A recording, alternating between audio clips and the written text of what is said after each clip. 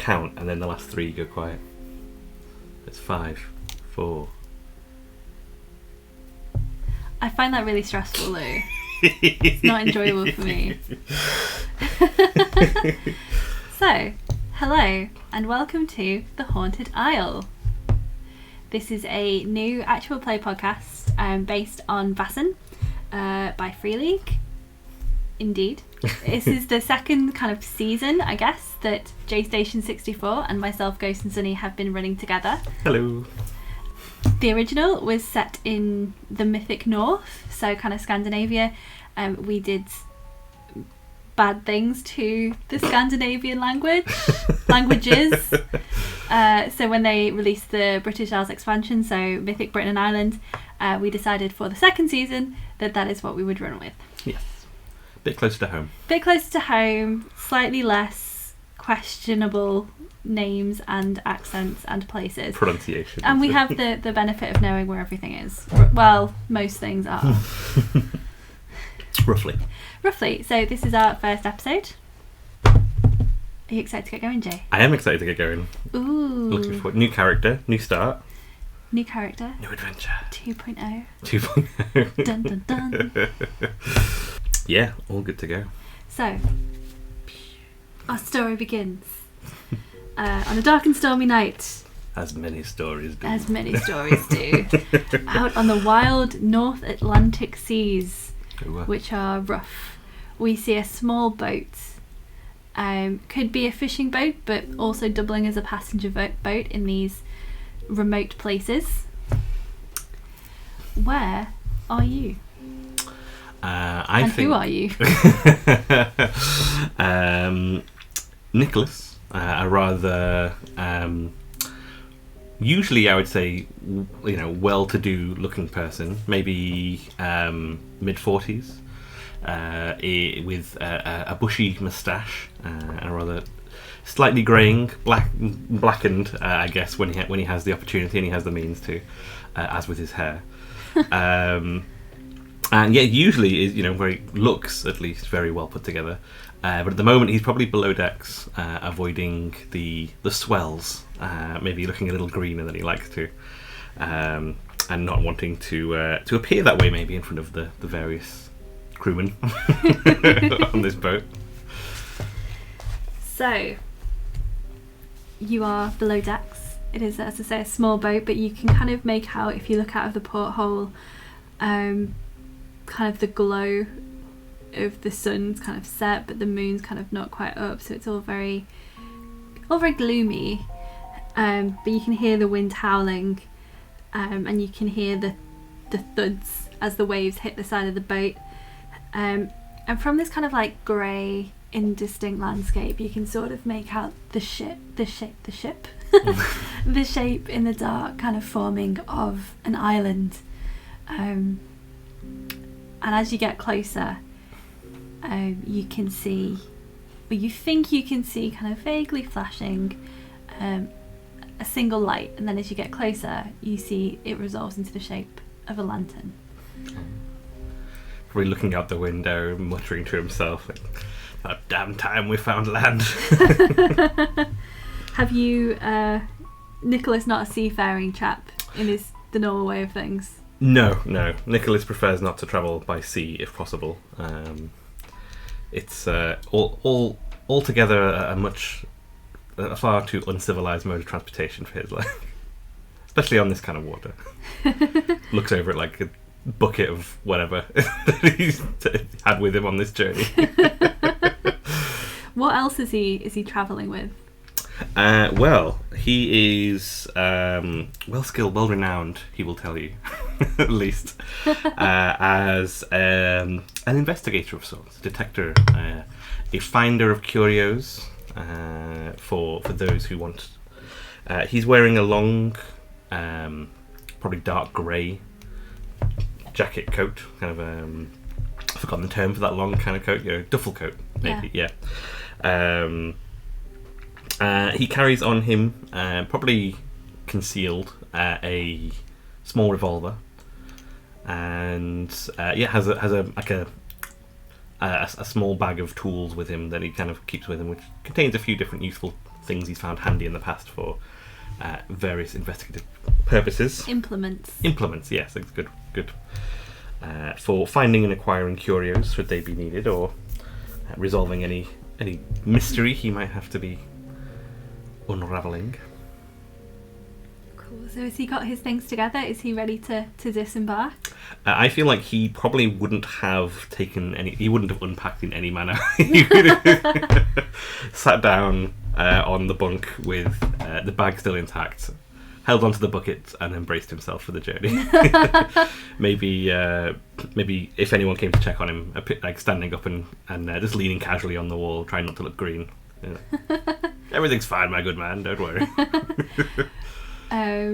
Cool. So you hear a thunk and some shouts kind of muffled over the wind, and then there's a sharp knock on your door, and the one of the lads on the ship shouts, "You've arrived, Governor."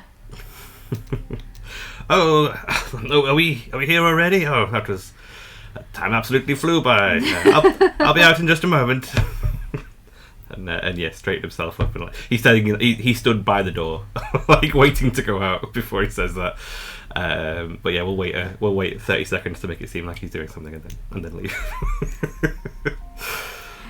So if you kind of leave the boat, you kind of step onto the jetty. Make me a some kind of physical roll. What have agility. We got? Agility. Make me an agility roll. Yeah, it's probably not the best, as he's not feeling. He's feeling a little worse for wear. So rolling, we have stats. This is Nicholas's stats so far. For audio listeners, it's a series of numbers with words next to them, and they denote the number of dice that you roll. So rather than being a modifier, it determines the number of dice that you roll. So, and every 6 that you roll is a success. So you're looking for at least 1 6, or in this case with these dice, you get these fancy little 6s, the Vaesen dice, and you get multiple successes. You can get multiple benefits from multiple successes. Is that right? Sorry? If you get multiple successes, you can get multiple benefits. Yes, or you can super succeed. This is not the official terminology. You can mega win. So he is in no way trained in agility, so he can use his base physique ability, which he will use now. I'm going to move whatever this gunk is, because it's just Ash, I think. It's really bugging me. Oh. Sorry. So roll 3 dice and hope for a 6. No. So Nicholas is trying to step kind of manfully off the boat. Good word. That is a good description of Nicholas trying to step manfully. There is a kind of tall man waiting for him. The person you saw with the lamp from the boat. Unfortunately, as he tries to do so, the ship gives a bit of a lurch, and rather than stepping, you more sort of half land in the fellow's arms. And he kind of like straightens you up and pats your shoulders and says, hello, Mr. Nicholas. He'll try to like remove himself from this person as quickly as possible and straighten himself out. Yeah, exactly. Like, damn budget sailors can't keep a boat steady. Yes, Nicholas. Good to meet you, my good man. You are? Robin Moorhead, sir. Do I know Robert Moorhead? Is this the first time I met him? Sorry. So it's the first time you've met him, but you know his name from the letter that you are carrying in your pocket. Okie dokie. So yeah, if I'm aware that I've been, is this the person who has requested my presence? Yes. Okie dokie. Mr. Moorhen, pleasure to see you in person. Lovely evening we're having here. Looking at the boat still like lurching around. He kind of like is like, oh god, it's awful, and you can see, even though you don't know him, he's got the look of a man who's not been sleeping too well. But he kind of goes, yes, we'll get you inside, we'll get you settled, and then we can talk about this devilish business. Yes, that sounds good. Somewhere warm, preferably with a drink. That, my dear man, I can do. Oh, Good show. Let's lead the way. So he kind of guides you through into the town, and we are going to do a flashback. Ooh. No, what's it? The harps. Oh yeah. Bring, bring, bring, bring. So, Nicholas, you have been kind of summoned, but well, you said that you'd been summoned, but I think perhaps it would be more accurate to say that you have been sent as a representative of Rose House. Ooh, Rose House. This sounds like notes territory.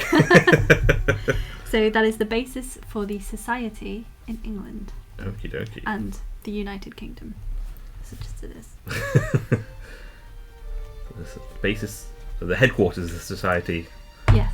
In the UK. Okie dokie. And are you would you say you were a company man, or are you still somewhat of a stranger to this organisation? What I was going to say is Nicholas a member of the society? Well, he is, but you could kind of say this is somewhat of a test case for him. Oh, okie dokie. Okay. He has found the society to be beneficial in putting him in places where he can make the most of it in the past. So the society is good for that. What their greater goals or aims may be, he probably is not unaware as in ignorant, unaware as in he doesn't really care. He has found it to be a valuable resource for someone with his limited gifts. And how long has he been working with them? With the society in the UK, if this is a test case, then probably not very long. It's probably a newer visitation, I guess, a newer vocation with these particular society. And you kind of mentioned his gifts. Like, what are they? Like, you've told us a little bit about him as a sailor. What's he like as a dude? As a dude, he is very much a dude. He has what other people found to be an annoying ability to come out of a situation on top, regardless of what others may again believe to be lack of ability, lack of skill, lack of training. He sounds like a jammy sod. He's a jammy sod, yeah, that's a good word for it. And he's used this in order to gain inroads with people that are useful, and also to make the odd quid on the side. I don't know if it would have been, I guess, sec where he came from, but it's quid now. A few bob. A few bob, yeah. By making, shrewd, maybe not too out in the open trades. Interesting. So this character has found themselves where you said where he's from originally. He's from Uppsala. Uppsala. Yes. So from Scandinavia. Yeah, Scandinavia. Sweden is where Uppsala is, I think. Where his family is from. Don't at me. Oh, and probably quite importantly, one of his abilities, the keystone to his ability, which is let him get into places like the society and make these deals, is the vision? The sight. There we go. Thank you. Which is an ability to see things that others can't. I guess. Was that how you describe it? I think so. So in the Swedish maybe arm of the society. The sight is those who can kind of see the Vaesen or kind of see other supernatural beings or occurrences, who have some insight normally as a result of traumatic or terrifying events. It's interesting that Nicholas is one of these people, and in Sweden it's usually been to the investigation of like occurrences of the Vaesen in rural communities, as the industrialization of the society continues, we're encroaching on more and more of the native environments of these Vaesen creatures. In the UK, some of that is also true. However, it is also through the society that powerful people seek to gain and maintain their own power. I would say if Nicholas has an understanding of that structure to a degree, that is kind of how he saw the Scandinavian society, was a means to. He didn't go out investigating a lot. He didn't go out solving murders and crimes and whatnot. He managed to make the few good cases that he did go a long way for him, so that he didn't really have to do that kind of thing. So the idea of advancement in the UK society probably sounds like a good place, but probably why he came here, I guess, or why he decided to stay here. And I think that would be perhaps a good illustration of how optimistic that is to then imagine him in the drawing room of Rose House, a very opulent room with kind of a cabinet office vibe, kind of a big desk, heavy materials. Even though it can seat more, there are only currently 3 people in there. Can I see how many it would normally? Is it like a table, like a panel table with like multiple seats? Yeah. Did it say how many are normally there? Then it would be circular. Oh, okie dokie. You can, so I'd say there's normally going to be about, I want to say like maybe 12. Right, a dozen. Yeah. Okie dokie. Give or take. Give or take. You have to nail it down now. Just to see whether or not, like, is it usually a 3-person panel or is it usually a much bigger panel, or like, not usually, but capacity kind of thing. You have to be given a job and be dealt with, and they're here to deal with you, but you do not warrant. I imagine I get the feeling of going into a very large room with lots of seats and being only 2 people there. That it's either very, very important, very, very bad, or I'm not bothered with. Cool. So the 3 chaps looking at you, kind of Major Derwent, kind of a little bit of an armchair general. Major Derwent, was that? Yep. Yeah. Armchair general, okay. He might have once been out in the field, out in the colonies, but he has since returned to the UK and has been growing fat on past glories.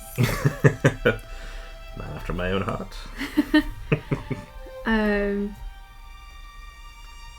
Lady F, who you know, or you knew even before you came to the UK by reputation. Okie dokie. She is a lady of some standing within the society, a famed beauty, but also,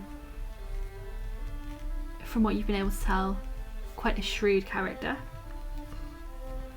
Mm-hmm. And Mr. Henry. Ooh. If you want to make me I want to say an insights check. So. Not insights. What would I say? I have got observation, which is empathy, or make me vigilance, which is logic. Observation check, please. Cool. So that's 5 dice. Roll the dice and hope to get a 6. No.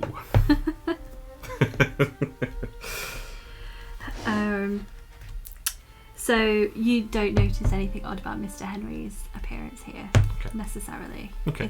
It's not that odd. He's just another man. Is he at the table as well, the panel? Yeah. Okay. Cool. He's just kind of the third person there. You know, from the little bit you've heard about him, he normally works at the university, or at a university. And that's about it. So when you kind of come up Lady Derwent, Lady F will say to you, Nicholas, it has escaped, or not escaped, I notice rather, that, how do I put this, my dear fellow, you seem to be eager for something to do. No, I'm quite happy here at the headquarters, helping out where I can. Surely the contributions that have been made have been noted. You have indeed made some contribution. And she goes to continue, but the Major kind of cuts in and says, "Come on now, man. Young fellow like yourself, can't be kicking your heels around here all day. This isn't a charity." Well, indeed not. But in the home society, I was often at use here around the headquarters and directing cases and doing research and whatnot. I'm sure that kind of thing can be useful here as well, will it not? And Lady F in particular gives you a very hard look and says, I think you'll find that we're not lacking for direction, sir. So, what exactly is it you're suggesting? So Major Derwent reaches into his jacket pocket, gets out his pipe, and then he also gets out a letter which he chucks across the table at you. Have a look at the letter. Probably won't touch it, just kind of look at it. It is slightly bent from being in the good gentleman's pocket. Yeah. And slightly battered, but you can tell from the way it's been kind of folded, like it's maybe been open and read once. Okay. Nothing more. Is there anything written on the... Is it just a letter in an envelope, or...? It's a letter in an envelope addressed to Major Derwent. Okay. But you can see from some of the markings, some of the scribblings on it, it's been sent via some other routes. Right. So it wasn't sent to the society directly. Okay.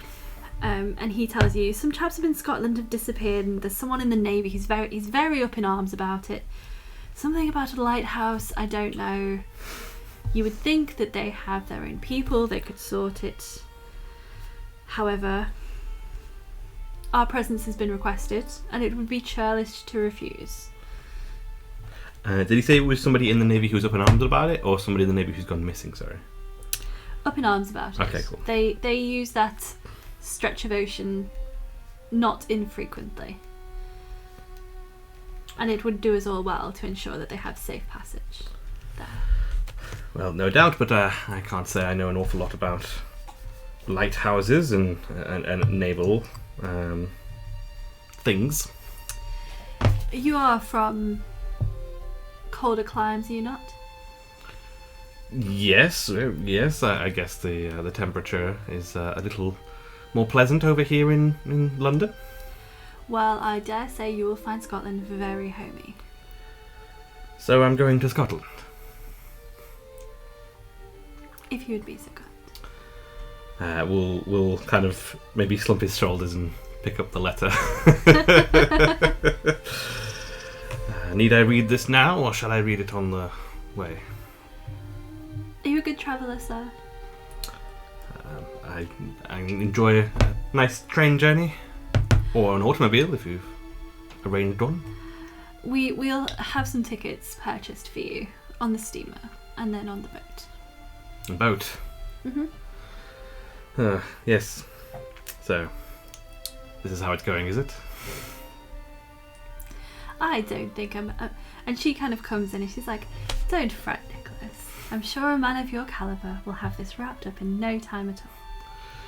I'll have you know that a man of my calibre, this kind of work is not... Well, I guess you're right. I will be able to handle this easily, quickly, and I'll be back in your gracious presence, Lady F, with a successful mission very shortly. She gives you a little nod and incline of her head. And probably will, as he gets up, give a polite nod back to both Mr. Henry and the Major. Maybe a slow... No, he wouldn't give a salute to the Major. Just a little head bow to the Major. But as he stands up, he's probably going to crumple the letter a little bit in his hand. Not crunch it up, just grabbing hold of it tighter than you might want to keep it neat.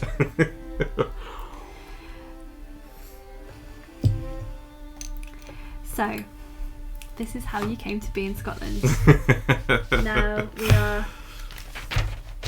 we find ourselves in an inn on the Isle of Lewis.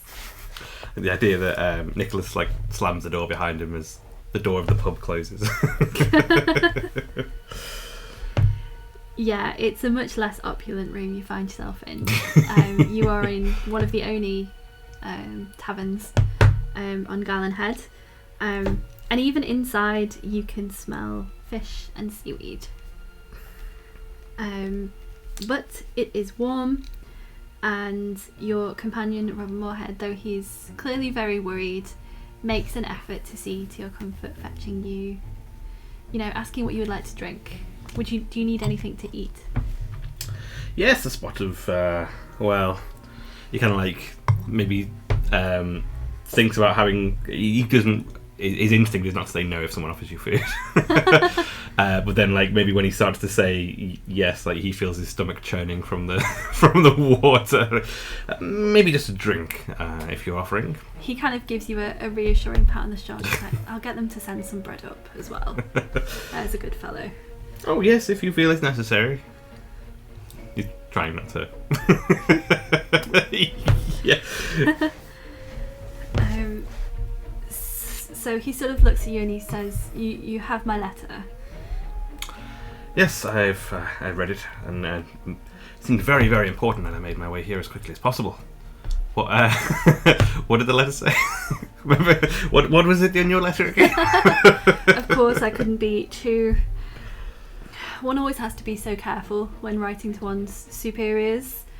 I had to be cagey with the details, but it is you're right, it is a matter of some importance, and it made me quite uncomfortable. I'm not afraid to tell you that, but I hear that you are used to maybe slightly more unusual cases, sir. Yes, I have handled many unusual, strange cases and brought them all in line. I'm sure I can be of great service to you. So let me tell you from the beginning what because I'll be damned if I can get my head around it. Perhaps you will be able to make some sense of it, because I cannot. He'll probably jot out a notebook and start making notes if he's getting the tale told to him, and will bring his start like stroking his bushy mustache while he's writing down notes. Very very distinguished. Yeah. So Robert Moore kind of takes the rest. So I work for the Lighthouse Board. It's not easy work, but I've been in it for years. And I'm fancy I'm not too bad at it. But this business is unlike anything I have ever seen. Years at sea. Years manning the lighthouses from land and overseeing them in this entire region. It's unthinkable. You mean the job, or is something happened? We have a lighthouse. Well, we have several, but we've called you here because of an incident that happened on one particular island, Eilean Mor. It's fairly remote, even compared to the Isle of Lewis here, part of the Flannel Islands. On it is a lighthouse. It's been there for maybe 4 or 5 years, as the routes and the trade in this region started to increase. It's typically manned by 3 men. So remote, you can't just leave one if one of them is ill. You know, you have to have several. You can't have people living out there in isolation. It's not right. So we have 3 men and a 4th who rotates in. 3 on the island, 1 rotates, the other goes back to land, to the mainland, for leave, for restoration, and then they return. So the 4th man rotating in was Donald. He was been ashore for 2 weeks, was returning to relieve James de Cat with the relief vessel. They had been delayed a couple of days, and soon, well, you've seen the weather around here, it can be damned unpredictable. Yes, I wouldn't want to risk going into rocky shores and this kind of weather. I wouldn't want to go to a nice beach in this kind of weather. And it is not a nice beach, sir. It is almost entirely rock. Sounds delightful. Indeed. Well, they knew even before they had landed or been able to land that something was off. He takes a big gulp of his ale. It's probably if he takes like a big gulp of his ale to steady himself, it'll be the first time that Nicholas is like, oh, this is going to be interesting.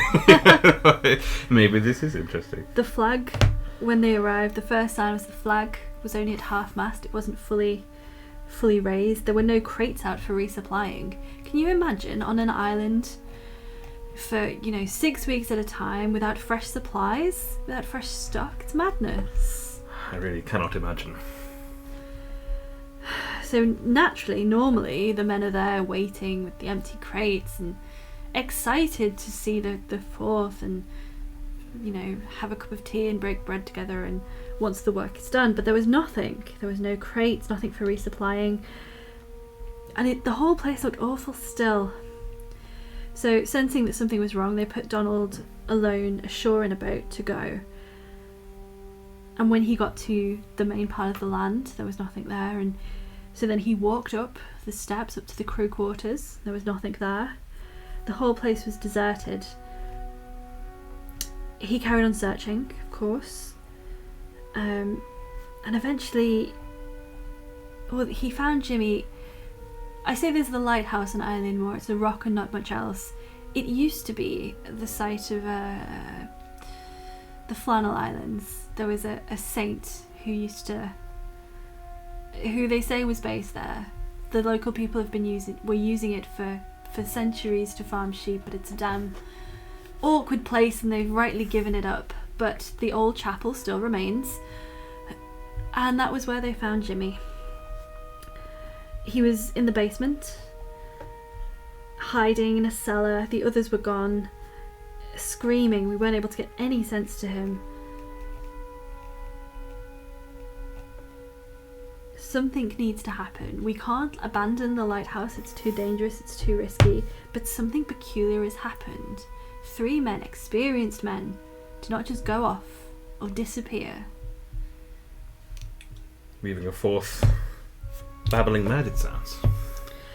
Well, yes, but 2. Sorry, I misspoke. Ali G, I misspoke. there was 3 men on the island. A 4th came in.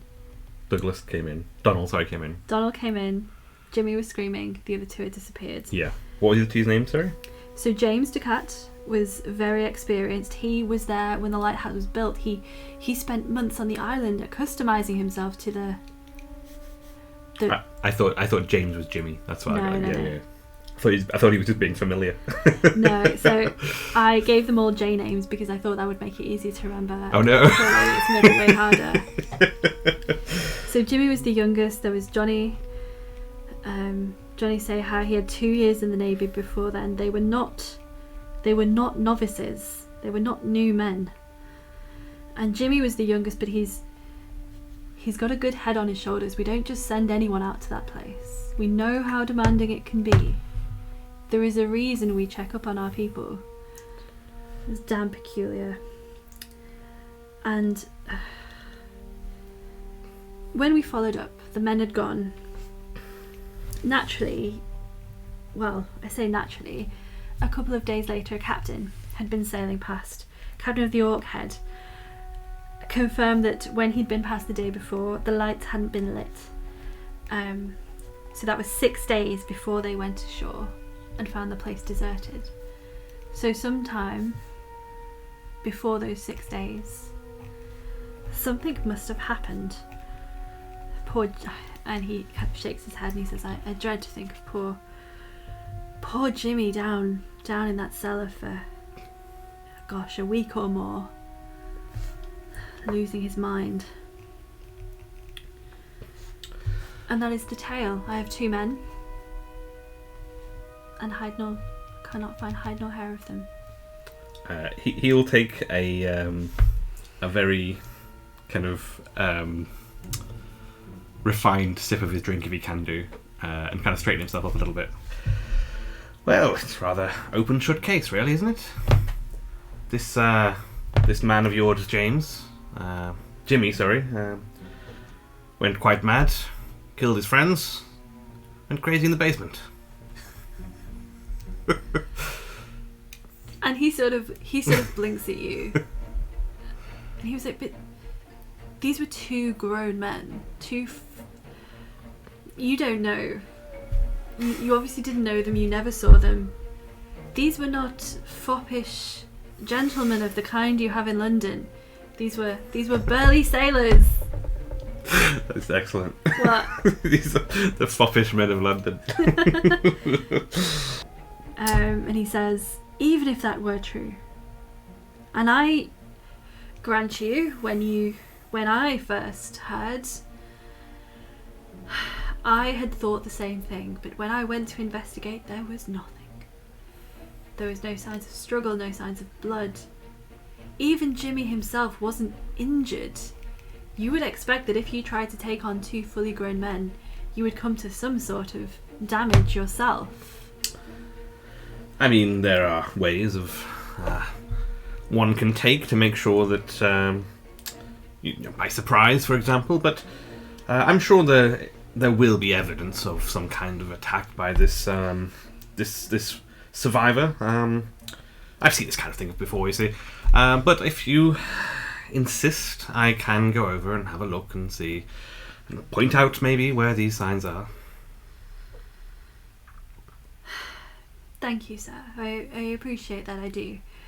We will sail tomorrow if the weather is fair. If not, perhaps you should... Let's say if it's very fair, hey? That would be... Perhaps we'll go in 2 days, in that case. If not, perhaps... Are there people manning the lighthouse now? No, the lighthouse is unlit. Oh. This is why we are...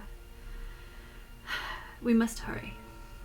That's good news, though. It means no one will be disturbing the evidence, and I should be able to wrap this up nice and quickly. Indeed. Sorry about all your friends, of course, and everything. And he sort of looks at you and he says, "They weren't my friends, they were my men. I am accountable to them." The word accountable is just on like deaf ears. So, make me a empathy check. An empathy check, straight up empathy check. He does have some manipulation, if that makes a difference. Well, you can try some. Are you trying to manipulate him, I guess? No, he's just not being particularly empathetic, I guess. So 3. No successes. So you miss the slightly, I want to say, measuring up look that Robert Moorhead gives you. That's fair. And he takes another drink of ale and he sort of looks around, taps his fingers on the table, and he says, "Of course, if we can't sail tomorrow, there are perhaps lines of inquiry you might take here. We did manage to bring Jimmy back to Gallenhead." Well, yes, if you have the prime suspect, I'll be sure to question him. He's in the hospital, but I think it would be valuable for you to get some sense of him and some sense of what may lay ahead of us. Yes, that sounds like a good way to proceed. A nice way to spend the day rather than faring the choppy waters.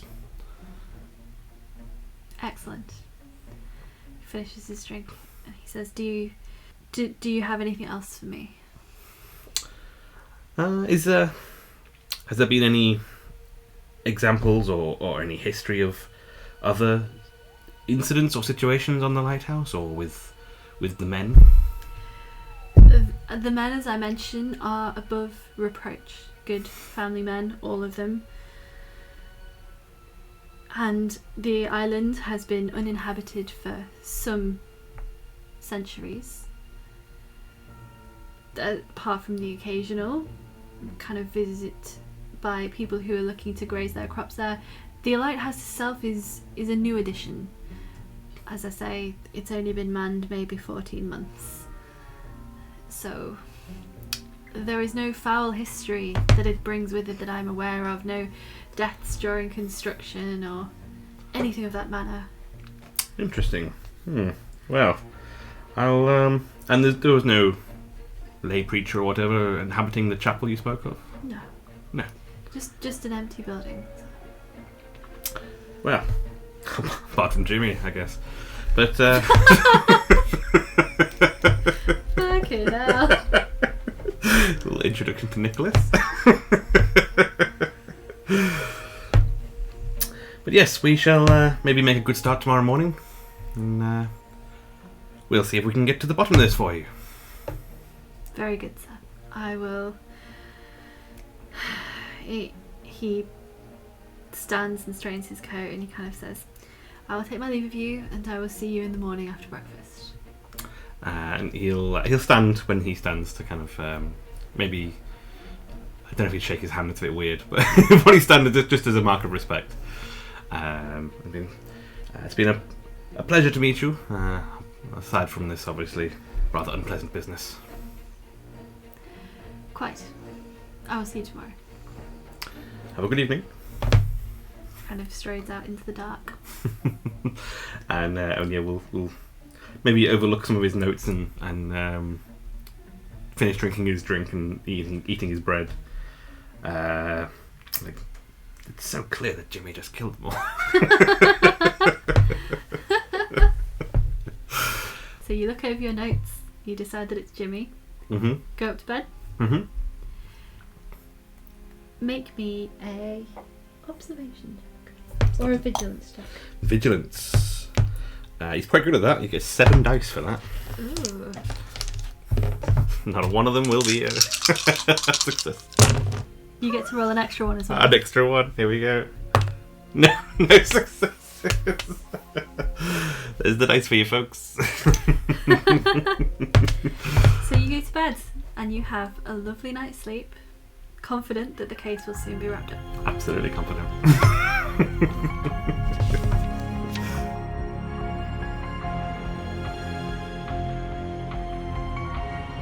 Hello. So we are back after a very short break. During that break we realised that we hadn't turned on the audio filtering on the microphone. So our very good microphone is picking up every little creak and just every background noise. So the sound quality in the first part of this episode is going to be a bit dodge. We found it though. Hopefully we fixed it. It should be better. Thank you for sticking with us this far. With Thank you. The hissing audio of the laptop. I should point out as well, we would re-record it, except we've already re-recorded the start of this episode once already. So... Well, it's teething. We'll get there. We're getting there. Yeah. We've already got a whole scene further than we did before. So I think that's progress. Definitely. See where we'll go next. Anyway. So, the next morning. You get up, you have some breakfast. Yes. This already been covered by the society, or? You will have been given a stipend. Oh, okie dokie. A standard amount of money, and they will bill you for anything extra. Right, okay. That's fine. Yes, we'll take some breakfast. But the least fishy thing you have on the menu, please. So they bring you an omelette. Not what I was hoping for, but should be fine. What were you hoping for if it's not fishy? I don't know if an omelette is a great thing to have if you've been seasick the day before. I mean, do you want some toast? Yes, some toast with a little... Do you get butter up here? Aye. Yes, toast with a little butter would be absolutely fantastic, thank you. And slide the omelette back towards them. Oh, very good, sir. Okay. She kind of wanders off like, who is this guy who's too good for my omelettes? Too good for my omelettes. She sprinkled chives on them as well. Oh. If you were into omelettes, it would be a very appetizing omelette. It was a quality omelette. So, yeah, you get your toast, you tucking in, and then Yes. Robert arrives to meet you. Robert, my good man. Just finishing up here. Good to see you. Hello, you seem rather more hale than you were yesterday. Yes. Good night's sleep is all I needed. Long journey and all that. Of course. Ready to go? Yes, I have my equipment here. Should be good to go. The hospital is not a long walk away. We should be fine to make there. So you have decent shoes, and he sort of looks at you like he's half expecting you to be wearing some sort of slipper or something with tassels. It's probably it probably is like city shoes he's wearing rather than boots or anything. These are not sturdy boots. Yeah. And then he sort of waves, no, you'll be okay. Kind of like gestures you to come with him. Seeing Robert look at his shoes, maybe as they're walking, he will look at Robert's shoes. What's he got on? Kind of. He's got kind of like what I'd say is a very sturdy Chelsea boot with a very thick rubber sole. Right. Do you suppose I'll need something like like those fine things you're wearing there if I'm heading over to the lighthouse? Perhaps I will see. What size are you, sir? I don't know. I go to the shops and see which shoes fit. We don't have a big supply of footwear. Anything new we tend to send from the mainland, or people bring it with them before. I'll look through my things. I'll see if I can find you a spare pair of boots before we depart. Oh, you can just point me in the direction of the nearest shoe store once we've finished at the hospital. Like, But he shakes his head. There's no shoe store. There is a general store, sir. Oh, well, I guess these will have to make do then. But if you are able to find a pair, we look about the same size, right? Yes, we should be fine. You can always wear 2 pairs of socks.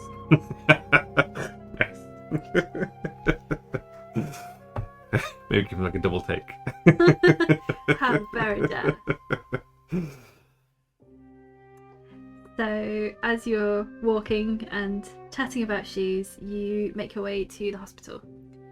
It is a low brick building. It's not a hospital like you might have seen in a city or even that you've seen in Sweden. It's a low brick. If you saw it from a distance, you might easily mistake it for a barn or a long building. It is essentially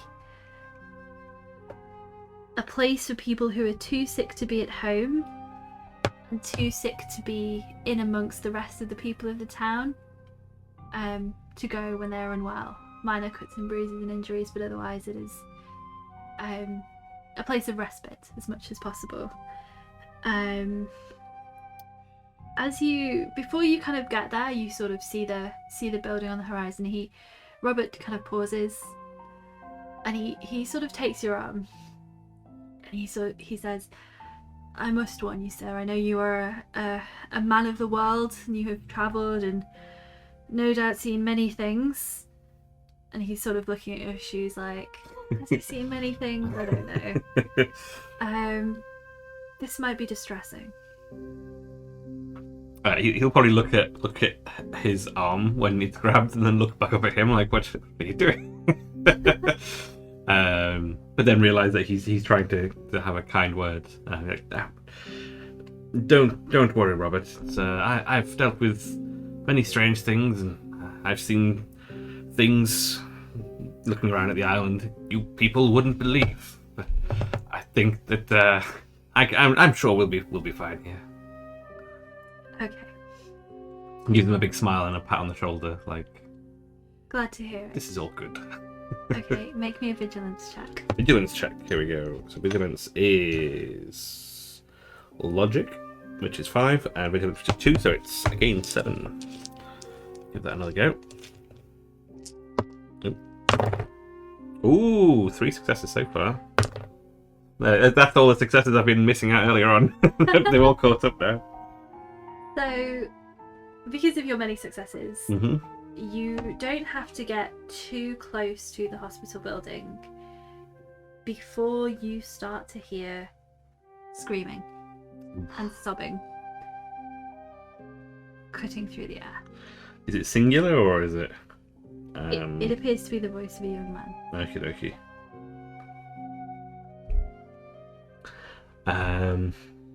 Does it sound like? Are there any like somebody? Is there any speaking tongues in there? You know, like any incantations, or is it just actual, just like wailing and screaming? It's kind of more wailing and screaming. It doesn't sound like a foreign language, but if you make me a learning. Oh, not shy with learning, but not great with it. 6. That's the whole bundle. 1 success. So you can tell that he's not speaking in tongues. You can't make out what he's saying, but that's partly because of his distress, Right. and because of the thickness of his Scottish accent. Okie dokie. Hearing this and hearing the wails and the screams coming from like outside of the building, I guess, where we are at the moment. Maybe we'll change Nicholas's like maybe slightly more serious face. Robert hasn't been. Maybe he isn't just some local, like, know nothing. Maybe this is a bit more serious. He sounds in quite some distress. I believe so. Yes. Well, let's see if we can have a word with him, if we can calm him down. So as you kind of go through the gate along the path, a young doctor who has been looking out of the windows kind of walks out of the main building to meet you. And you can kind of tell, because again of the success of your roll earlier, that the screams were not coming from the hospital themselves, but from a small hut-like sheddy building on the end of the property. Oh, okay. Slightly set away from the main building. And he runs up and he says, Mr. Moorhead, so glad to see you again. And who is your friend? Hello, Doctor. I'm Nicholas. I'm here to see Jimmy. Is he not in the main hospital? He was distressing the other patients and the nurses, and if I am honest myself, we felt it safer to put him somewhere where he was less likely to come to harm. Is he well positioned in there? Is tied him to anything? Or? No, he's as comfortable as he can be. He's still Jimmy, I mean... Doesn't sound very comfortable. No.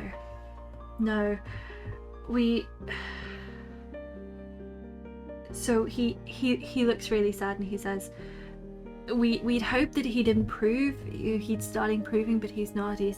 We've sent to the mainland, but he's running through our stores of laudanum. There's nothing we can do to sedate him, so we're having to just leave him until nightfall. Is laudanum a sedative? Yeah. Okay. What is your diagnosis of the man? Why is he wailing so? You must understand, sir. I am not a psychiatric specialist, but the small studies I've made in the time since Jimmy has returned, there is no condition that would accurately account for his behaviour. The most that I can say is that he appears to be broken. Whatever broke his mind, his spirit, I can't say. But perhaps we thought we were doing him a kindness, keeping him here, but perhaps it would be better if he had not returned. He has expressed a desire to go back to the lighthouse? I'm not sure he knows that he ever left, sir. And maybe we'll look a little bit surprised at that news. And we'll kind of like angle himself, if he can do, between... So his back is facing Donald. There's a fire there, Marcy. There's a fire there. Away. We've been joined by Marceline, who's going to sit with us on the book. So, speaking to Robert, speaking to the doctor, whose name we've not gotten yet, actually, need to do that, will angle himself, if he can do, so his back is facing Robert, and kind of like shoulder to shoulder with the doctor. Doctor, what was your name again? Dr. McLevy, sir. Dr. McLevy. Or McLeavy. McLeavy. You took this man in when he came. You cleaned this man. Of course, sir. Were there any signs? Might be hard to remember now. Any signs of blood under the fingernails? Any signs of injury, wounds, things like that? He seemed perfectly well, apart from his demeanour and his hair. Streaks of grey, I don't recall being there before, but otherwise, physically, he was without injury. Has he struck anybody here at the hospital? No. Okay, well. Well, Robert, I'm going to turn around to include Robert in the conversation again. I don't know how quiet he will have whispered, but the idea was to not do that in Robert's face. Would you like to join me? Maybe a calming presence? Someone he knows? Of course, sir, of course. And he sort of pats the doctor on the shoulder. He says, Don't worry, McLeavy. You'll be all right. You're doing a fine job. I don't suppose you have any more sedative lying around, McLeavy, we could possibly use. We need it for this evening, sir. And again, we'll that and hearing the wailing, I guess, still will be one of those things where he's kind of like, again, taking this slightly more seriously than he realised. And it's unusual that a doctor wouldn't have found anything on him at all. Like, because it's fine that Robert didn't find, he didn't find any wounds on him or anything, but if the doctors examined him, then that's a different deal, And yeah, we'll follow Robert, I guess. So you go up to this like hut where you kind of hear screaming, not so much in the way of movement, but yeah, little noises. Robert kind of looks at you and gives you a little. Would you like to go first, or would you like me to? I'll introduce myself. If you're needed, then that would be great to have you behind me, just in case a calming presence. And maybe we'll try and surreptitiously, like maybe on the back of his overcoat, just check that his pistol's still there. Because he's going into the room with someone who's potentially a murderer, multiple murderer. So he's going to make sure that he's, okay. And then maybe pop his head through slightly gingerly. What kind of build is Nicholas? He's tall. He's not rake-like. He's a bit more. He's not well built, but he's tall and thin. Lean, yeah, it's a good word for it. And yeah, slightly long face with his bushy moustache, but not someone who you would have any qualms with challenging to an arm wrestle, for example. So make me an observation check. Observation check. Here we go. Observation. Observation is an empathy check, so it's it's 5.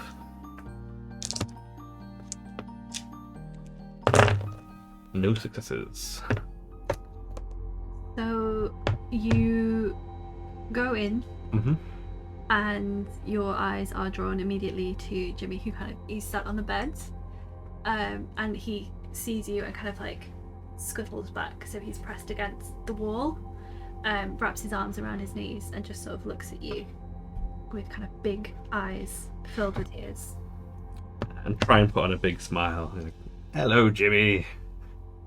I'm Nicholas. I'm here to have a word with you.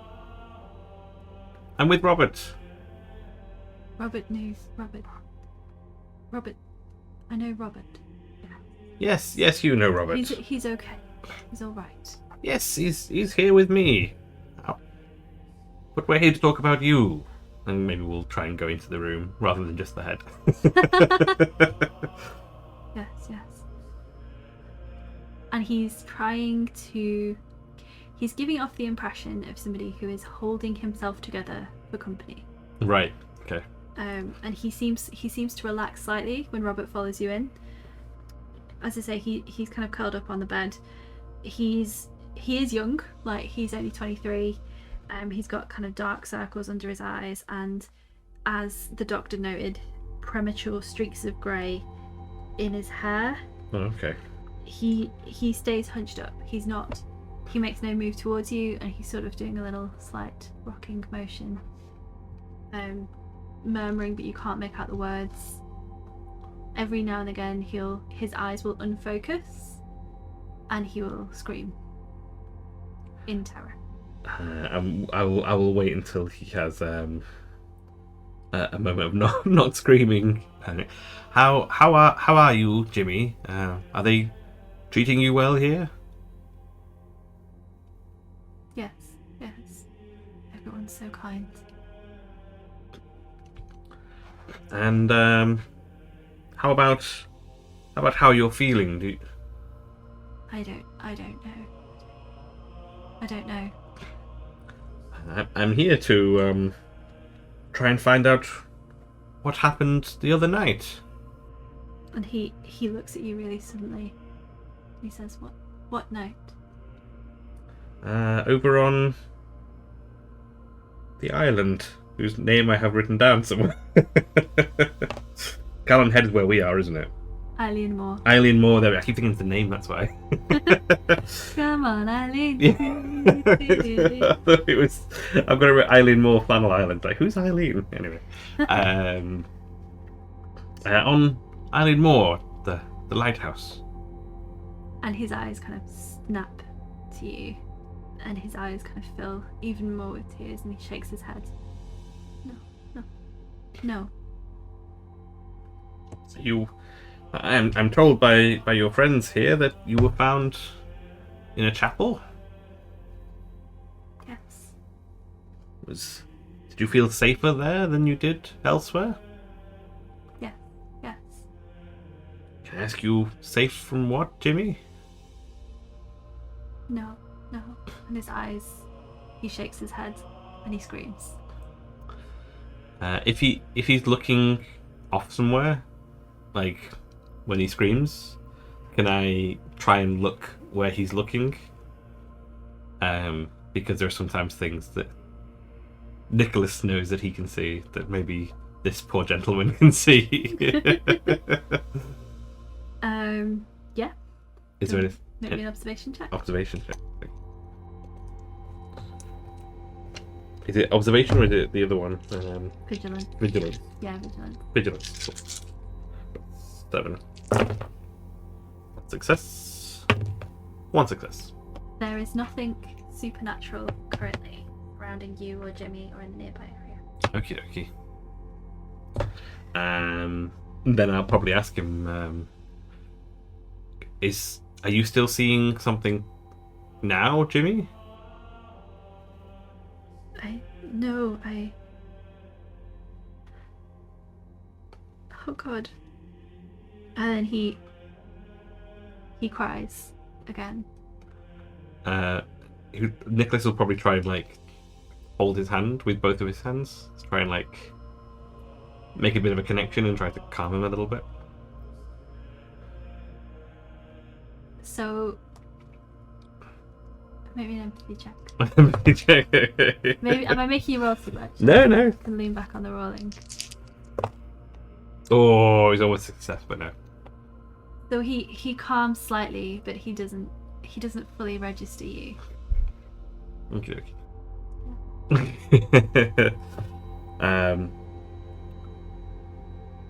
Johnny and James, Jimmy, do you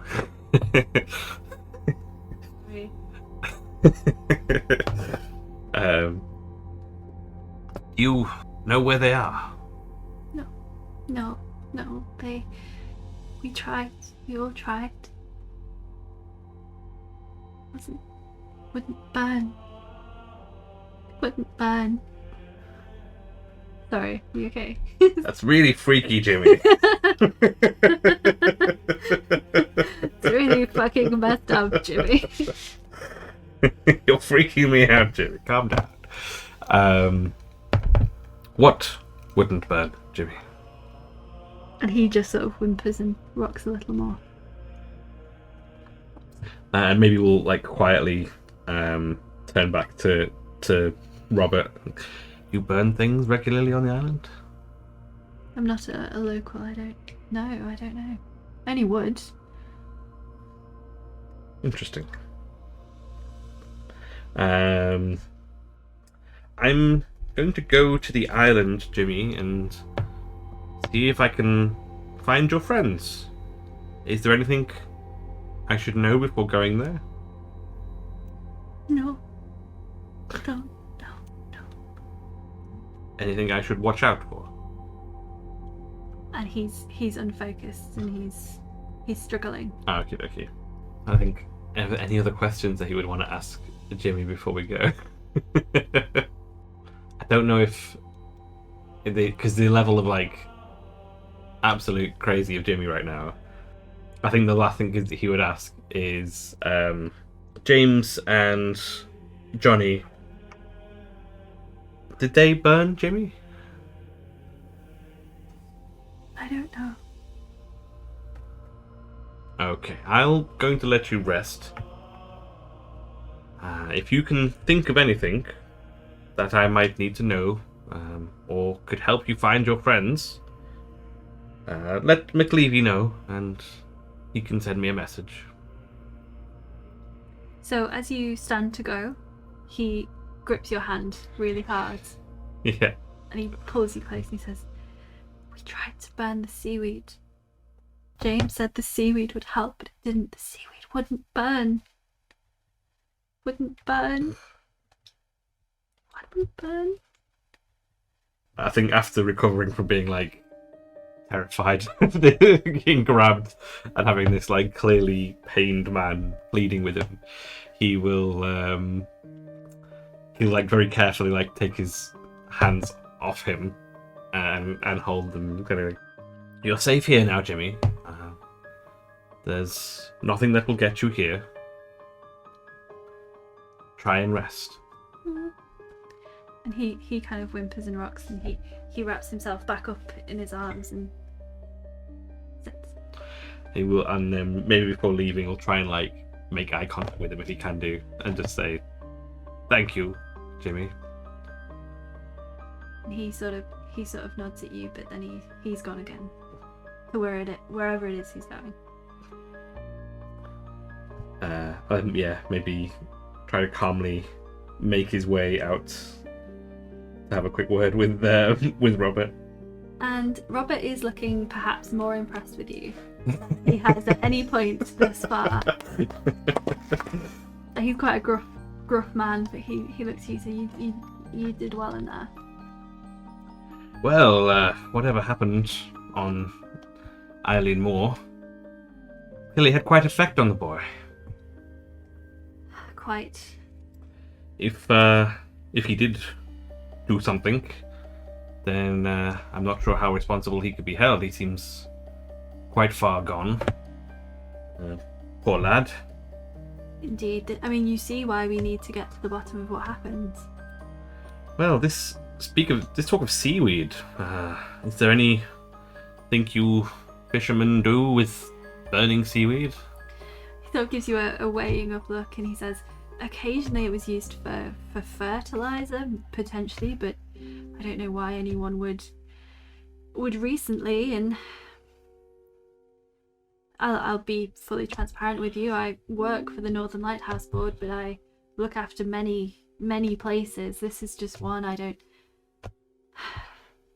I know my men, but I can't be expected to know every single local folktale.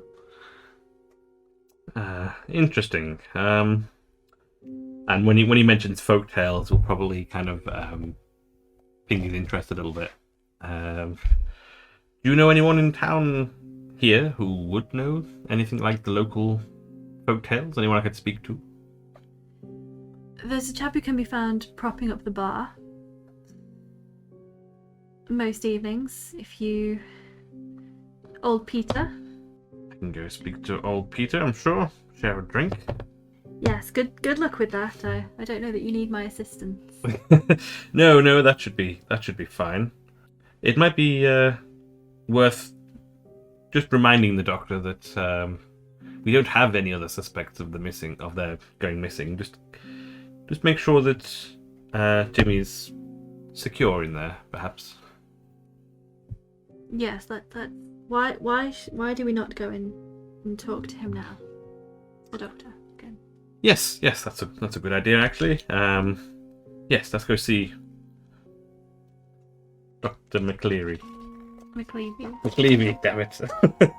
Do you make your players remember all of the names that you come up with? Yeah, usually, but they usually come up with their own names for them, so it becomes easier. Captain McBooby, for example. That was never a name. It was one that they came up with. Their name was Captain Sendula. That is not the vibe.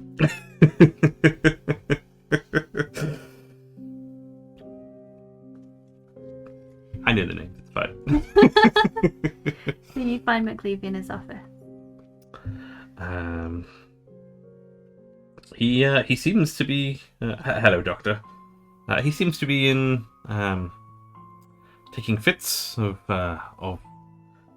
some sort of calm rationale and then despair. Is there anything like this you might have experienced before? Nothing to this extreme indeed. Obviously people can be disturbed with the isolation of these islands, but nothing to this extent. You asked about whether or not he was dangerous. I was reviewing my notes and he kind of gestures to the pile of paper on his table.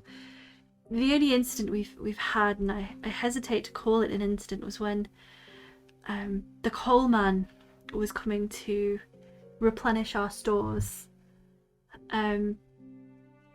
He has a big dray horse, and at the sound of its hoof prints, Jimmy became quite agitated.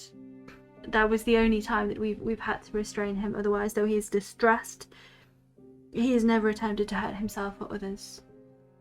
Interesting. And he has no issue in the past with this Coleman? No, the man's been working here for years. Jimmy mentioned something to do with handling seaweed when he was on the island at the time. Are there any poisonous varieties or anything on those lines around these coasts you might know of or dealt with before? None that I'm aware of. And they could send Jimmy into this state he's in, or maybe even kill a man? I'm sure if there were, he would know well to stay away from it. But no, I've never seen the like. Interesting. Well, I guess it's becoming more and more of a mystery, which I guess this is why I'm here to help with. You seem to be looking after him, though, good doctor. I've asked him if he has any more information to get in touch and see if to let you know if you can pass any messages along to me. But as I say, with the situation with the Coleman aside, he's still the only person who, at the moment, could have possibly done anything about the missing folk. So maybe just make sure he's secure. If he were to take another turn, we don't want it to be dangerous for the locals around here and for your good self. No, I appreciate the warning, sir. I do. And yeah, I don't think there's anything else I could ask for the doctor, really. Unless the doctor, I don't suppose you know any of the local tales of the town? I've been advised to go to speak to old Peter, but he's apparently propping up the bar, so whether or not he's as reliable in the man of science as yourself. You flatter me, sir. I'm from the mainland originally. I am not well versed with the local folk tales. It was it's only been a few years since I've been invited to the village fete. You know how these small communities are. It's a rather tight-knit community? Yes, we look after our own.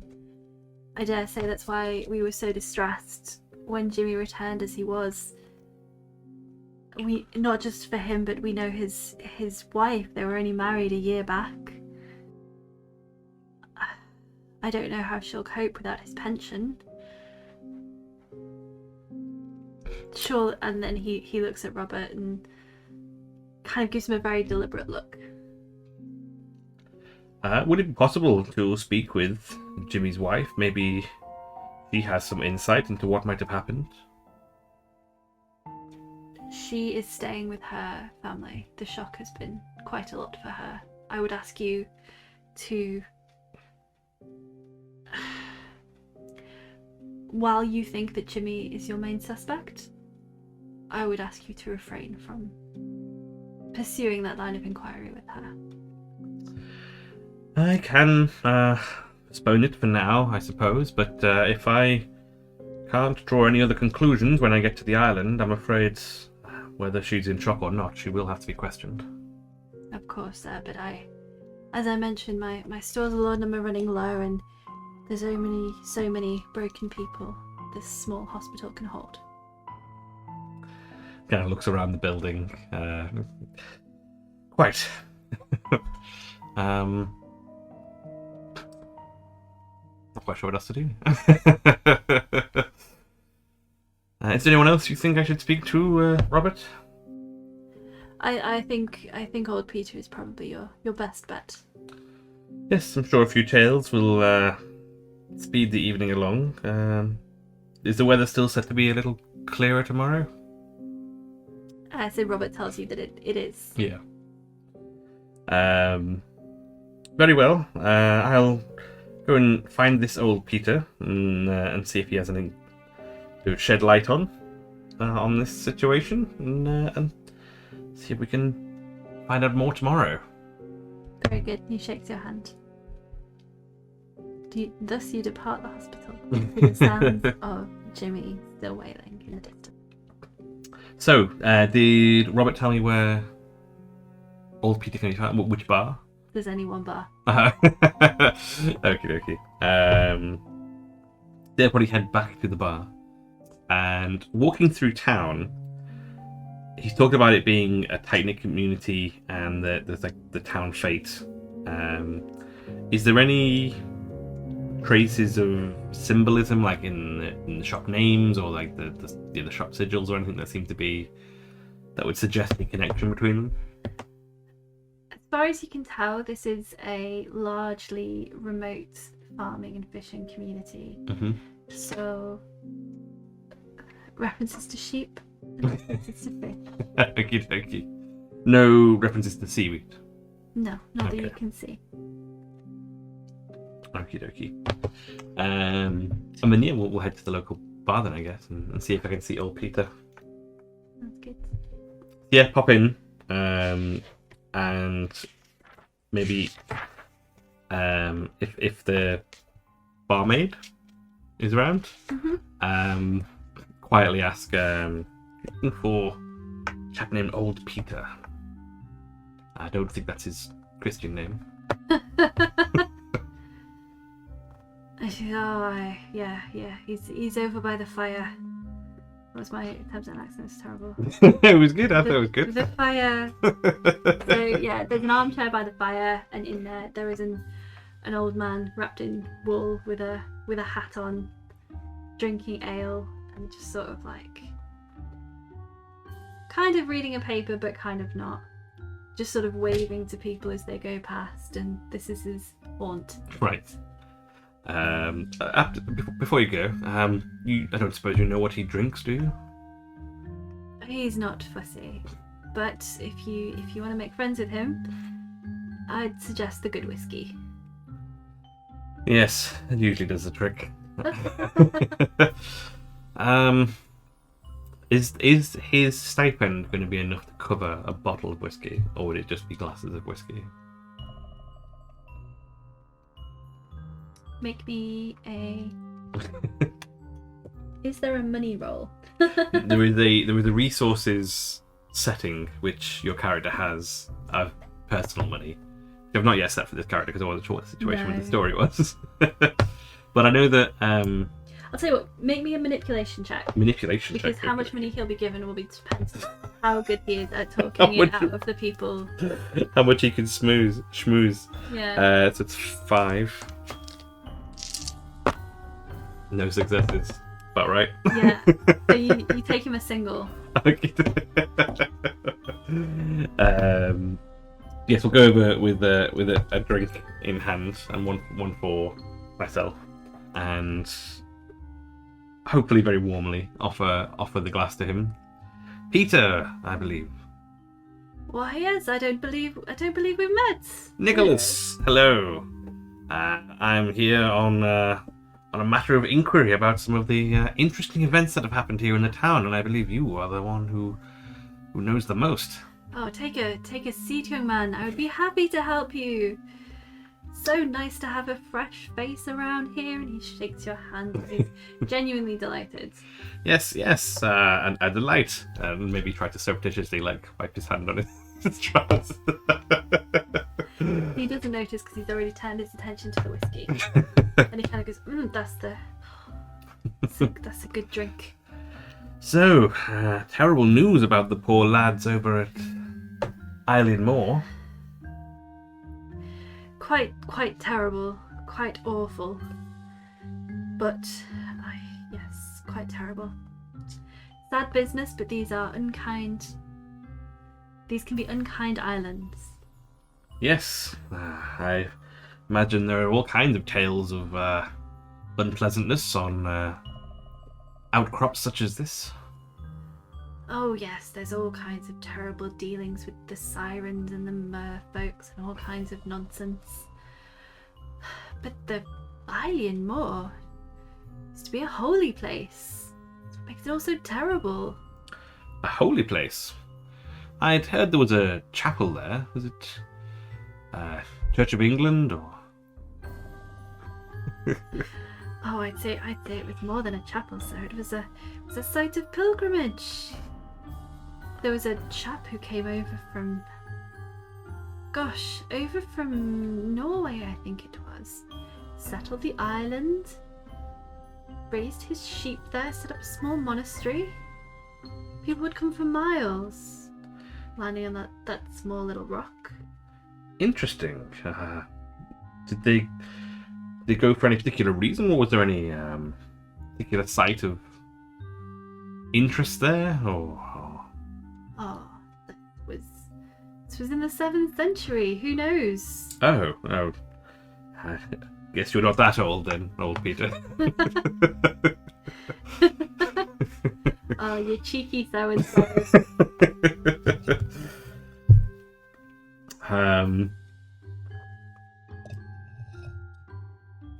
So you told us that the sirens or merfolk, either of those kind of ping in Nicholas's understanding of Vaesen as things that could send people mad? They could do.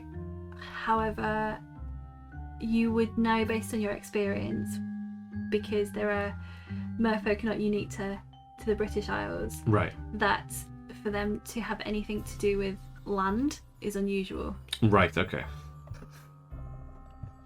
So unless they were messing about in the water, yeah, which I hope would come up at some point. Yeah, someone who's been out in a little boat on this water, you know that nobody would. No one's casually spending time in the water. So the church itself, the chapel, is it to have a particular deity, I suppose, or purpose of worship? Like pagans or Christian, I assume. He was a monk. He was, and it was good God-fearing people who used to go and graze their sheep there. Oh yes, I heard a saint. Is that right? Yes. Disclaimer: I think it was St. Flannel. Okay. I could always also just be making that up. Well, literally, the next question was going to be, what's his name? So we're going to call him St. Flannel. I feel Okay. like he actually had a proper name. But then I think maybe, in my head, I'm thinking the Flannel Isles were named after him. That makes sense, yeah.